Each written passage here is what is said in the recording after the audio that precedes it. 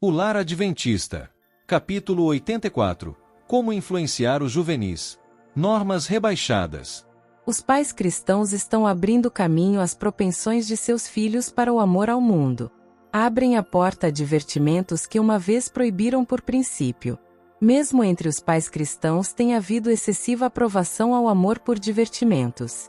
Eles têm recebido as máximas do mundo, têm se conformado com a opinião geral de que é necessário que os primeiros anos de crianças e jovens sejam passados na indolência, em divertimentos egoístas, em tolas condescendências.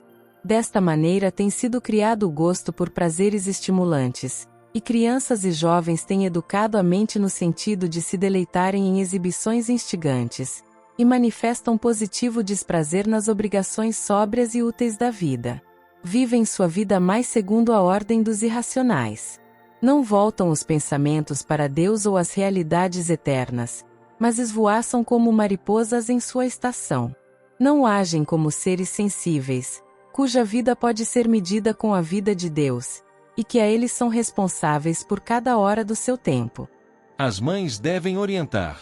Em vez de afastar os filhos de sua presença, para não serem incomodadas com o barulho nem molestadas com as constantes atenções que eles exigem, devem as mães compreender que seu tempo não poderia ser melhor empregado do que em tranquilizar e divertir-lhes a mente incansável, ativa com algum divertimento ou alguma ocupação agradável e leve.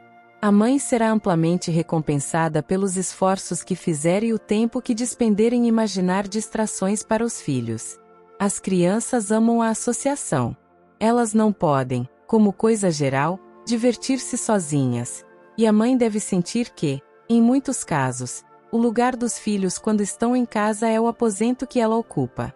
Assim ela pode tê-los sob as vistas de maneira geral e estar em condições de endireitar pequenas desavenças, quando lhe o pedirem, e corrigir hábitos errôneos ou a manifestação de paixões egoístas, e dirigir-lhes a mente na direção certa.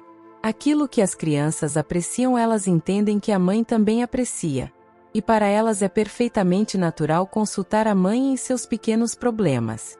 E a mãe não deve ferir o coração de seus sensíveis filhos tratando o assunto com indiferença ou recusando-se a preocupar-se com essas pequenas questões. O que para a mãe pode ser de pouco valor é de grande importância para eles. E uma palavra de orientação ou a de advertência no devido tempo se provará muitas vezes de grande valor. Não recusar recreações inocentes. Por falta de tempo e de ideia, muita mãe recusa a seus filhos algum inocente prazer, enquanto os dedos atarefados e os fatigados olhos se empenham diligentemente em qualquer obra destinada a mero adorno, qualquer coisa que, na melhor hipótese, servirá unicamente para animar a vaidade e a extravagância em seu jovem coração. Ao aproximarem-se os filhos da adolescência, estas lições dão frutos em orgulho e ausência de valor moral. A mãe aflige-se com as faltas dos filhos, mas não compreende que a colheita que está tendo é o fruto da semente por ela própria plantada. Algumas mães não são uniformes no tratamento de suas crianças. Têm às vezes condescendências que lhes são nocivas, e de outras vezes, recusam qualquer inocente satisfação que tornaria deveras feliz o coraçãozinho infantil. Assim fazendo, elas não imitam a Cristo. Ele amava as crianças, compreendia-lhes os sentimentos, e interessava-se por elas, fossem seus prazeres, fossem suas provações. Como a senhora White disciplinou seus filhos. Quando as crianças pedirem para fazer parte deste grupo ou reunir-se a algum outro para uma reunião de divertimento, dizei-lhes: não posso permitir que vão, filhos, assentem-se aqui e lhes direi por quê. Estou construindo uma obra para a eternidade e para Deus. Deus os entregou a mim e os confiou a meus cuidados. Estou posta no lugar de Deus para vocês, meus filhos. Portanto devo vigiá-los como quem tem contas a prestar no dia de Deus. Querem vocês que o nome de mamãe apareça nos livros do céu como alguém que falhou no desempenho de seus deveres para com os filhos, ou que tenha permitido ao inimigo ocupar o terreno que ela devia ter ocupado? Filhos, vou dizer-lhes qual é o caminho certo, e se escolherem afastar-se de mamãe e seguir os caminhos da impiedade, mamãe ficará isenta de culpa, mas vocês terão de sofrer por seus próprios pecados. Este foi o procedimento que adotei com meus filhos. E antes que eu me desse conta, eles estavam em lágrimas e diziam: não gostaria de orar por nós? Bem, eu jamais recusei orar por eles, ajoelhando-me a seu lado.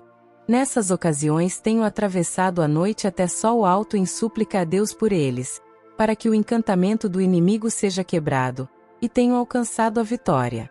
Embora me custe noites de labor, sinto-me regiamente paga quando meus filhos se me dependuram ao pescoço e dizem: ó, mãe, sentimos-nos tão felizes por não nos haver deixado ir aonde havíamos desejado. Agora vemos que teria sido errado fazê-lo. Pais, esta é a maneira como deveis agir, com convicção. Tendes de empenhar-vos neste trabalho, se esperais salvar vossos filhos para o reino de Deus. Problemas perturbadores da adolescência. No atual estado da sociedade não é fácil tarefa restringirem os pais aos filhos, instruí-los de acordo com a norma bíblica do direito.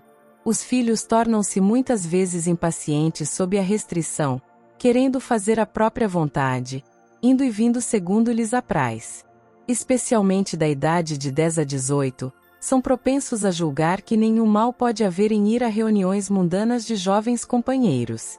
Mas os experientes pais cristãos podem ver o perigo. Estão familiarizados com o temperamento peculiar dos filhos, e sabem o efeito dessas coisas em seu espírito. E, levados pelo desejo de que se salvem, devem mantê-los afastados desses excitantes divertimentos. Vigilância após a conversão. Quando os filhos decidem por si mesmos abandonar os prazeres do mundo e se tornarem discípulos de Cristo, que peso é tirado do coração desses pais cuidadosos e fiéis. No entanto, nem então devem cessar os esforços de sua parte.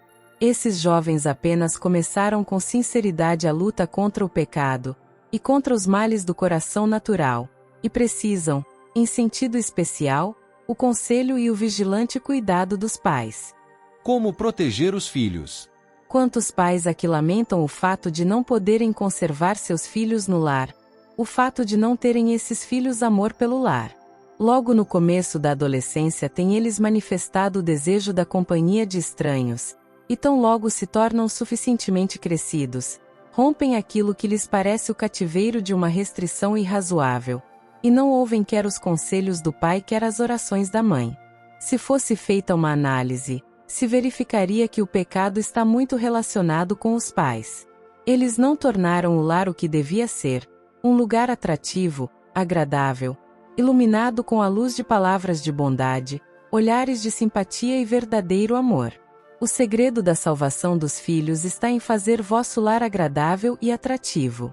A condescendência da parte dos pais não ligará os filhos nem a Deus e nem ao lar, mas uma influência firme e piedosa no devido treino e educação da mente poderia salvar muitos filhos da ruína.